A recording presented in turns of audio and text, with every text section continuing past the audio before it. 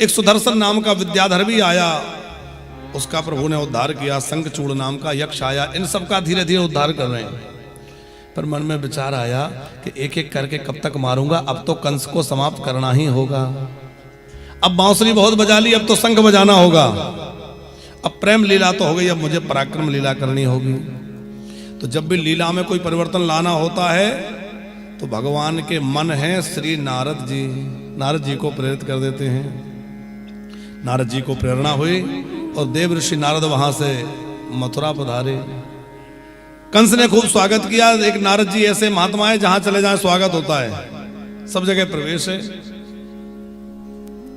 कंस से पूछा सब ठीक ठाक है? कंस बोला अरे क्या ठीक है, जाने वो शत्रु कहां छुपा बैठा है, मिलता ही नहीं, अभी तक नहीं मिला, पहचान ही नहीं पाए। अरे तुम बड़े भोले हो, अरे वो जो नंद जी का काला काला लाला है वही तो तुम्हारा काल है। पर महाराज वो आकाशवाणी ने तो कहा था कि वो देवकी के गर्भ से जन्म लेगा।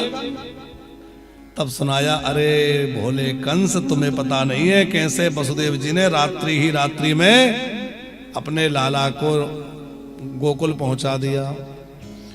यशोदायाः सुतां कन्यां देवक्या कृष्णमेव च रामं च रोहिणी पुत्रं वसुदेवेन बिभ्रता। ये वसुदेव ने तुमको भ्रमित किया है, अदला बदली भई है। सच्ची बात यह है कि यशोदा ने तो लाली को जन्म दिया था। अब तो कंस का क्रोध बहुत बढ़ गया, वसुदेव जी को मारने चला। नारद जी बोले वसुदेव को नहीं, अब तो वासुदेव को पकड़ो। कैसे पकड़ूं? देखो बोली ये तुम्हारी समस्या है, मैंने तो बता दिया, अब चला। नारद जी विदा हो गए। कंस ने आपातकालीन बैठक की, क्या किया जाए।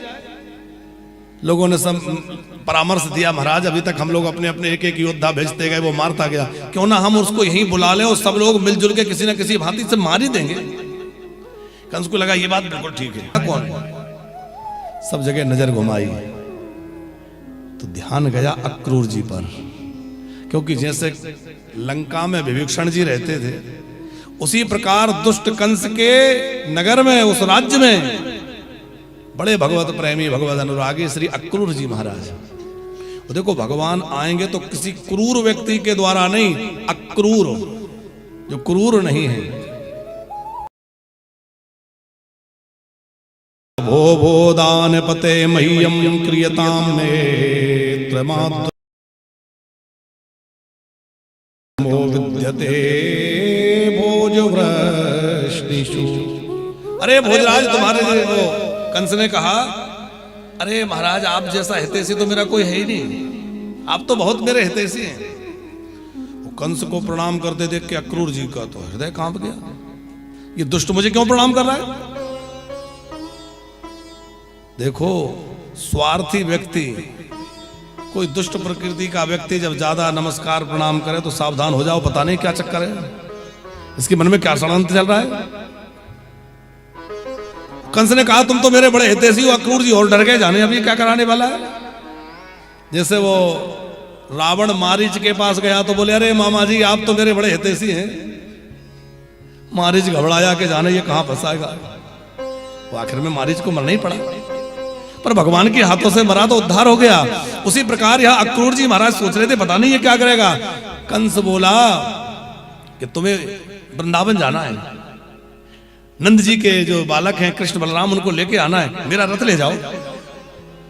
और जैसे ही सुना तो अक्रूर जी के मन में आनंद की लहरें आ गई। ओहो, जिन प्रभु के दर्शन के लिए मैं व्याकुल हो रहा था उनके दर्शन का सौभाग्य मिलेगा। मेरा कितना बड़ा भाग्य है कि मैं जाकर उन चरणों का दर्शन करूंगा, मेरे भाग्य खुल जाएंगे।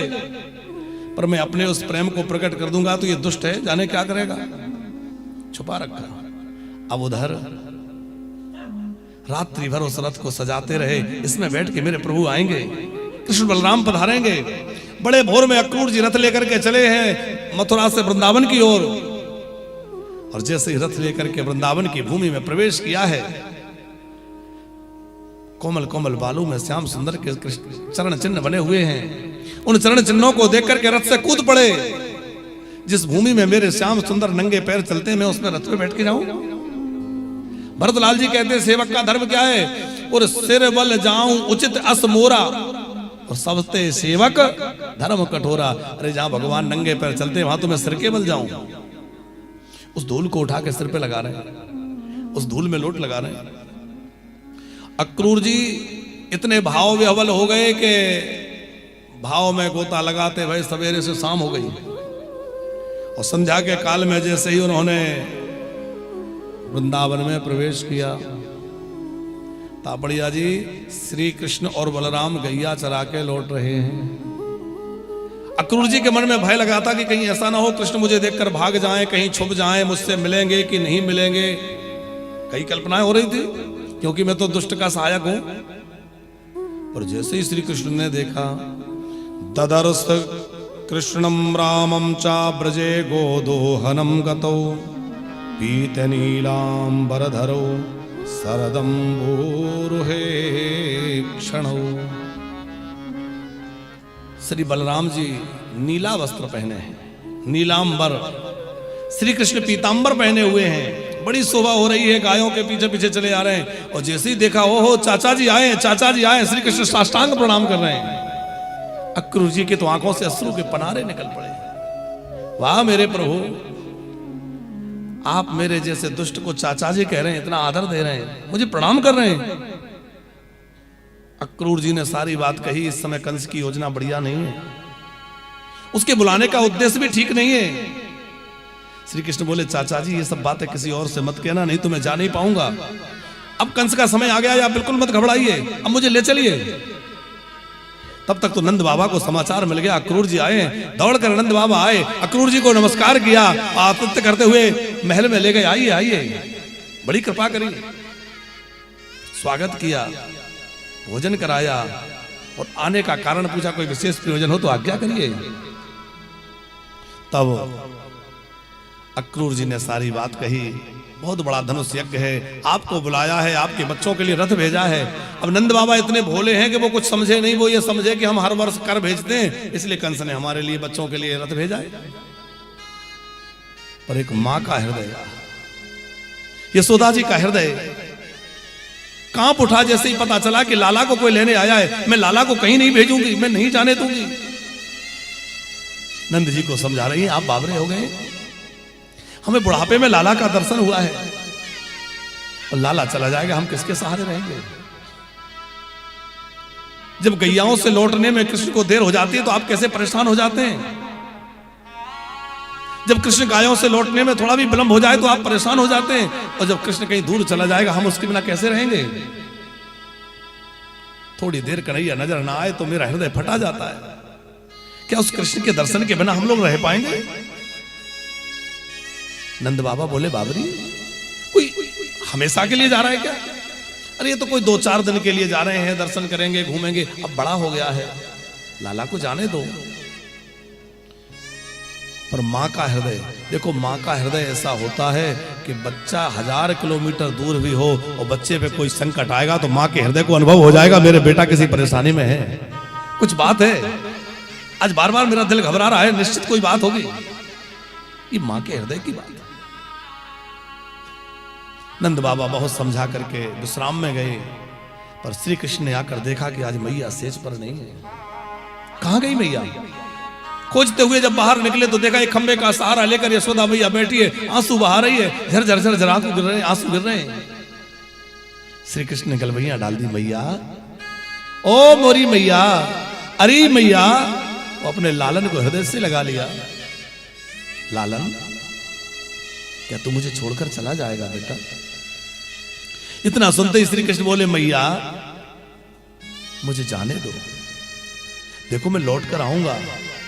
और जैसे ही कहा ना लौट कर आऊंगा, तो बाबरी यशोदा ये पूछना भूल गई कि लौट कर कब आएगा। ये नहीं पूछ पाई। मेरे लाला ने कहा है मैं लौट कर आऊंगा तो वो आएगा। अब मैया तो अपने लाला की यात्रा की तैयारी कर रही है। धीरे धीरे सारे ब्रजमंडल में ये बात फैल गई। सारे वृंदावन की गोपियां नंद जी के द्वार पर आकर के आपस में बातचीत करने लगी। एक बोली, सुना है कोई मथुरा से आया है हमारे श्याम सुंदर को लेने। दूसरी बोली, नाम तो अक्रूर है पर कितना दुष्ट है, कितना क्रूर है, जो हमारे प्राण धन को हमसे छीन के ले जा रहा है। एक बोली उस अक्रूर का कोई दोष नहीं है, विधाता का दोष है। विधाता पहले तो लोगों को मिला देता है और प्रेम कराता है, और जब परस्पर प्रेम हो जाता है तो बिछोह करा देता है। जैसे नदी में बहते हुए दो तिनके मिल जाते हैं और पानी के प्रवाह से दोनों अलग हो जाते हैं, ऐसे ही विधाता का खेल है। एक बोली कि इसमें विधाता का दोष है ना अक्रूर का दोष है, सारा दोष हमारे कन्हैया का है। बड़ी मीठी मीठी बातें करता था, कितना प्यारा बोलता था, और क्या आज हमें छोड़ के जा रहा है? क्या उसको हमारी जरा भी परवाह नहीं है?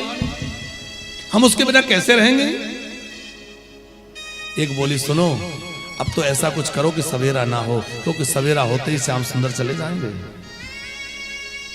एक बोली बाबरी ऐसा कैसे संभव है? सवेरा तो होने ही वाला है। बातचीत करते करते कब रात्रि व्यतीत हो गई, भोर होने लगी। वृद्धा गोपियों के दधि मंथन का शब्द, पक्षियों का कलरव इस बात का द्योतक है कि अब भोर होने वाली है। गोपियां की अधीरता और बढ़ रही है, आंखों से झरझर आंसू बह रहे हैं, रो रही हैं, कैसे रहेंगे उसके बिना।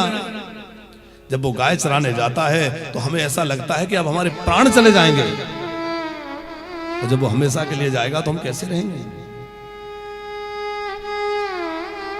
एक बोली सुनो, हम तो रथ के आगे लेट जाएंगे, प्राण त्याग देंगे, क्योंकि उसके बिना जीकर करेंगे भी क्या। सब गोपियां आपस में बातचीत कर रही हैं, तब तक श्री कृष्ण और बलराम रथ पर बैठ करके महल से निकले। जैसे ही रथ बाहर आया तो देखा इतनी सारी गोपियां रथ रोककर, रास्ता रोककर खड़ी हैं। श्री कृष्ण ने बहुत कहा हमें जाने दो। गोपियां बोली हम रोक कहां रहे हैं, जाना है आप जाइए, पर आप अपना रथ हमारे ऊपर से निकाल ले जाइए ताकि हमारे प्राण चले जाएं। जाओ, हम रोकेंगे नहीं। अब तो श्री कृष्ण परेशान हो गए, मैं क्या करूं, इन गोपियों के प्रेम को लांघ कर कैसे जाऊं। श्री कृष्ण धीरे से रथ से उतरे और राधा जी एक किनारे बैठी हुई उनके पास पहुंचे और जाकर के कहने लगे, स्वामिनी राधे, तुम तो जानती हो कि पृथ्वी पर असुर बहुत बढ़ गए हैं। देखो मेरे अवतार का मुख्य प्रयोजन प्रेम लीला करना है, पर अब मुझे पराक्रम भी करना होगा। अब मुझे दुष्टों का संहार करना होगा, मुझे जाने दो। प्रेम में आग्रह तो हो सकता है, पर प्रेम में दुराग्रह नहीं हो सकता। राधा जी ने जैसे ही सुना कि हमारे श्याम सुंदर जाना चाहते हैं, बोले पधारिए, हम रोकेंगे नहीं। देखो प्रेम में कोई जबरदस्ती अपना आग्रह थोपे, वो प्रेम नहीं है। प्रेम का लक्षण क्या है? देव ऋषि नारद अपने भक्ति सूत्र में कहते हैं, गुण रहितम कामना रहितम प्रतिक्षण वर्धमानम इति प्रेम लक्षणम। जिसमें कोई कामना ना हो, कोई इच्छा ना हो, कोई मांग ना हो, वो प्रेम है। और स्वसुख की गंध भी जहां ना हो। राधा जी कहती है, हम करोड़ों वर्ष तुम्हारी प्रतीक्षा कर लेंगे, हम तुम्हारा वियोग सहन कर लेंगे, पर हम तुम्हें दुखी नहीं करेंगे। यदि तुम्हें जाने में प्रसन्नता है तो बिल्कुल चले जाइए। यही प्रेम, यही आदर्श भरत जी का है। तापड़िया जी जिस समय श्री भरतलाल जी चित्रकूट पहुंचे, राम जी भरत जी के प्रेम के सामने परास्त हो गए। और राम जी ने कहा, भैया भरत, अब तुम जो कहोगे मैं वही करूंगा। तुम कहोगे तो मैं लौट चलूंगा, तुम कहो मैं मुझे क्या करना है। और सब लोगों ने निर्णय भरत पर छोड़ दिया। जनक जी भी कहते हैं जो भरत कहें वही करो। वशिष्ठ जी कहते हैं जो भरत कहेगा वही इस समय सारे शास्त्रों का निचोड़ होगा। लेकिन भरत जी ने क्या कहा? जेहि विधि होहि, जेहि विधि प्रेम हो, प्रसन्न मन होहि, करुणा सागर कीजिए सोई। हे मेरे प्रभु, आप जिस विधि प्रसन्न हो, यदि आप वन में जाकर प्रसन्न हैं तो मैं आपको नहीं रोकूंगा। और कोई आज्ञा है तो आप जो कहें वो हम करने के लिए तैयार हैं। ये प्रेम है साहब, आप जो कहें।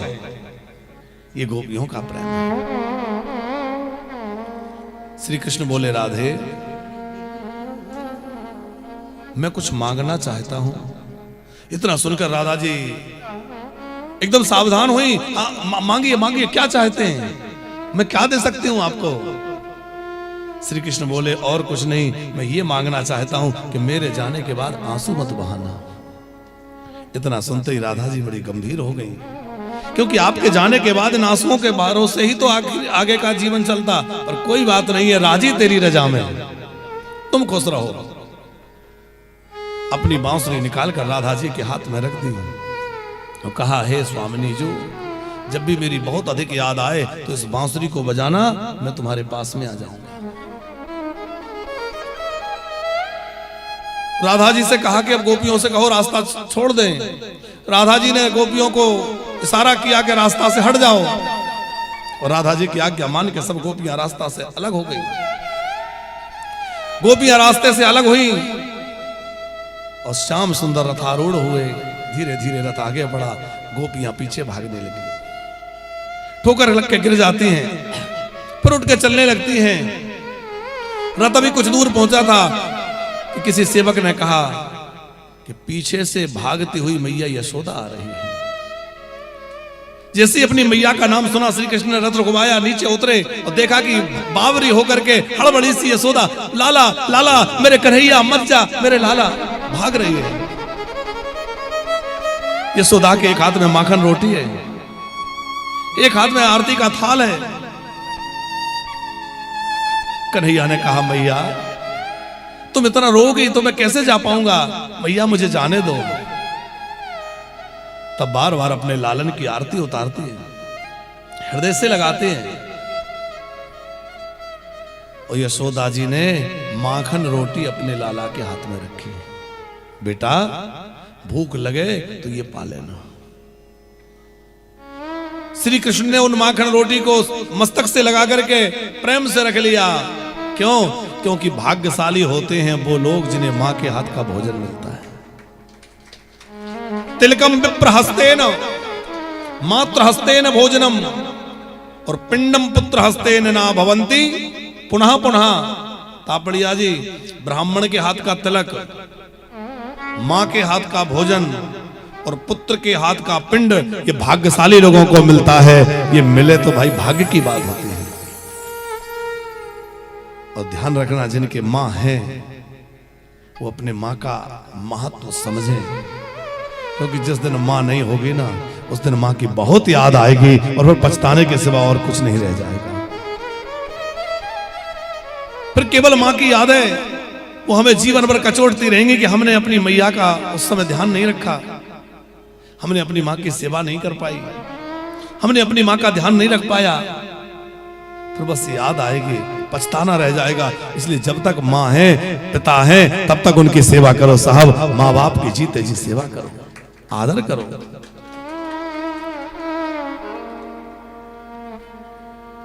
यहां जो कथा चल रही है,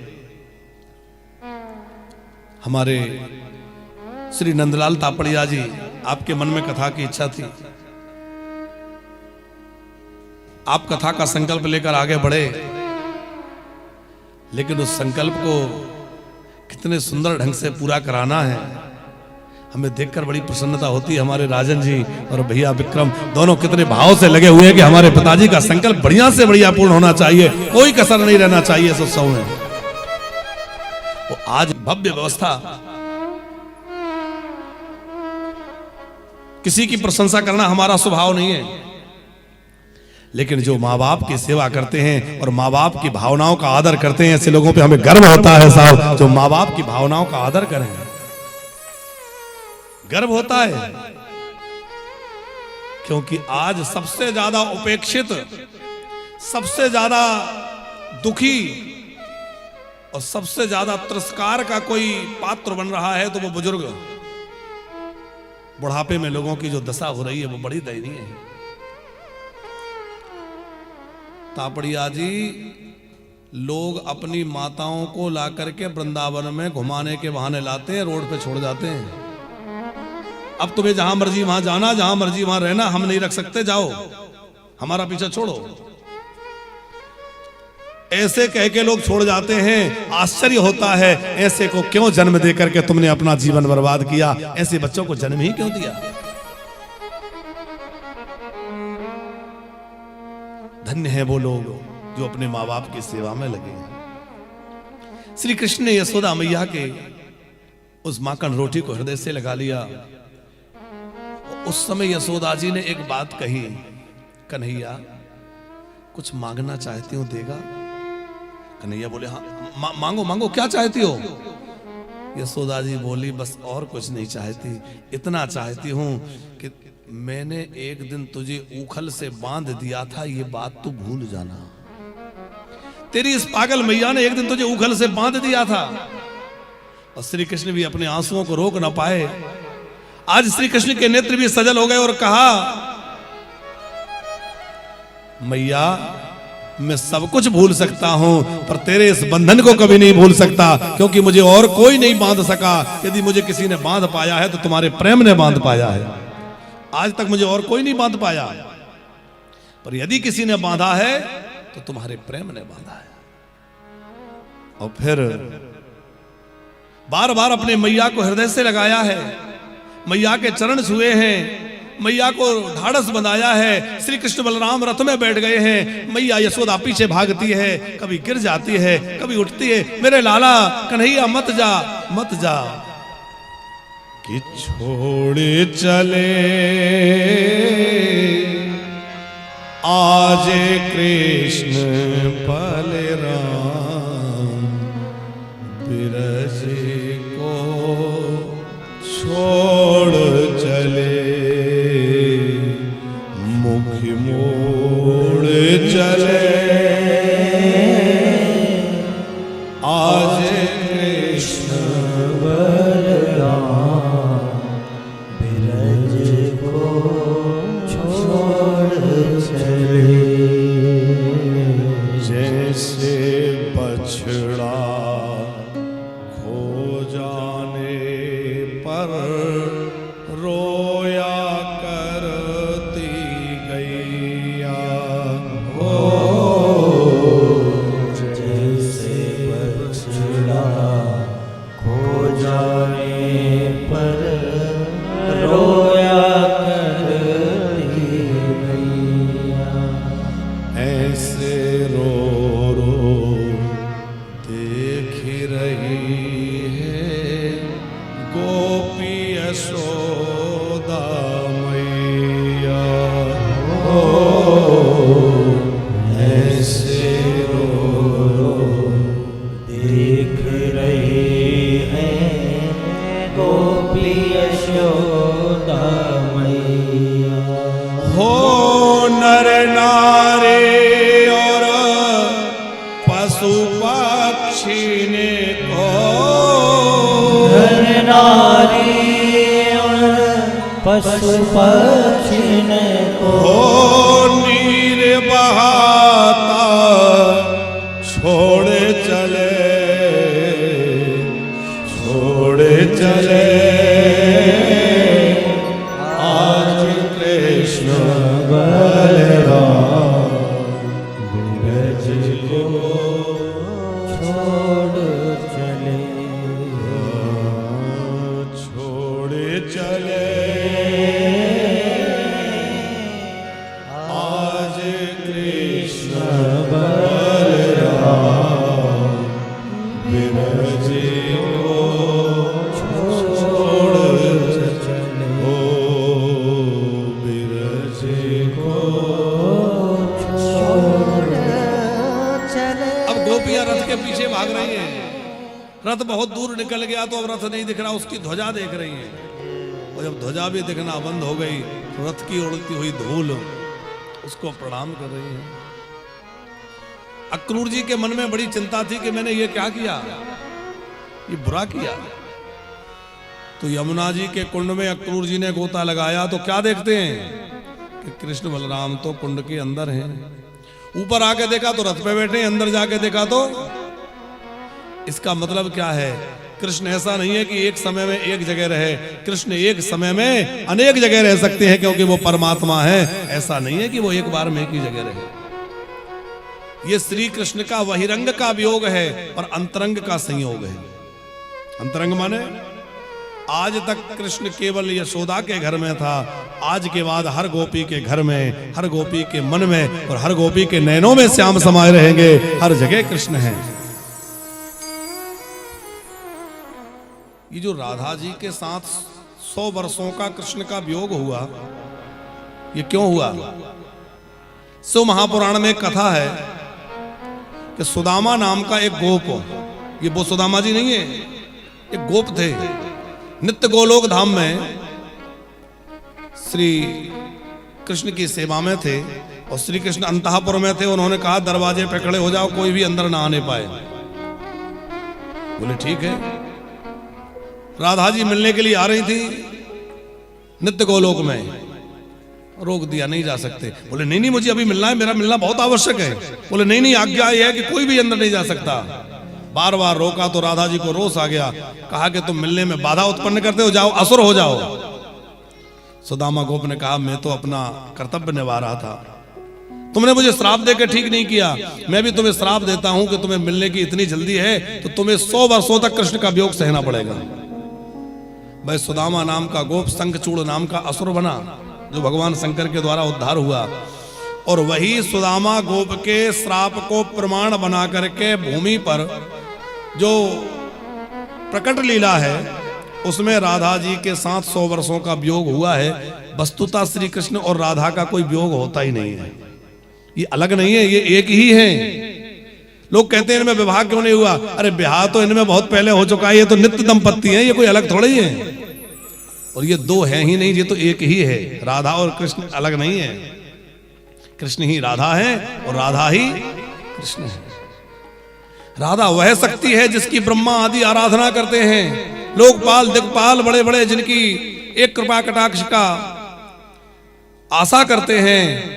राधा वह तत्व है जिसकी आराधना परमात्मा करते हैं। राधा परम तत्व है जो श्री कृष्ण की आह्लाद नहीं सकती है। उनका कृष्ण से वियोग नहीं है।